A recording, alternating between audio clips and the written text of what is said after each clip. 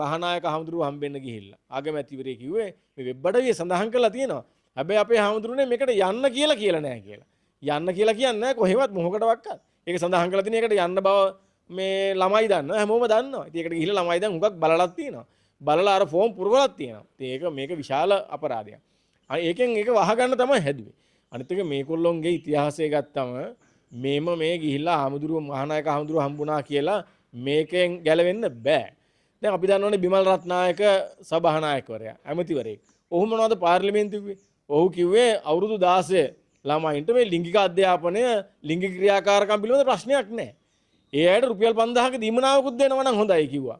ඒ ක්‍රියාකාරකම් වල වැල්ලට යන්න චිත්‍රපටි බලන්න ඕකට. එහෙම කියපු ඇමතිවරු ඉන්නේ. ඊළඟට අර සමන් මලි කියන മന്ത്രിවරයා.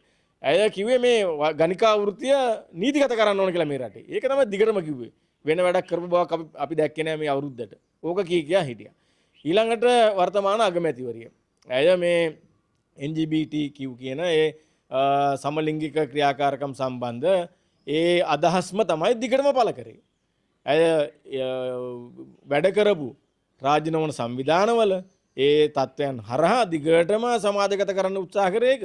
ඇයගේ මේ මාධ්‍ය සාකච්ඡාවල හරි පැහැදිලි ඒක. ඉතින් එවැනි ඉතිහාසයක් තියෙන අය තමයි දැන් මේ අධ්‍යාපන ප්‍රසංස්කරණ ගේන්නේ. ඒතර දැන් මේක මේ වැරදිලා මේක නිලධාරියෙකුගේ වැරද්දක් අහම්බෙන් සිද්ධ වෙච්ච එකක් දීලා ඇඟ බේර ගන්න බෑ. ඒගොල්ලෝගේ ඉතිහාසගත ක්‍රියාකාරකම් වල හරි පැහැදිලි එන්නේ මේකට කියලා. හරි අර ගොනා හැරෙනකොට මේ පොල් පැලේ කන්න කියලා දන්නවනේ. අනේ ඒ වගේ තමයි. ඉතින් ඒක නිසා මේක හරි සැලසුම් සහගත ක්‍රියාවලියක්. අන්තිමට අනිත් එක මේ පොත්වල පාට බලන්නකෝ.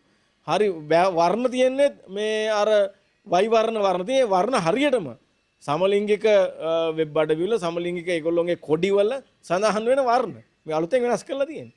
ඒක නිසා මේක හරිම සැලසුම් සහගතයි. ඉතින් මේක දැන් මේ නිලධාරි පිටපතවන්න බෑ.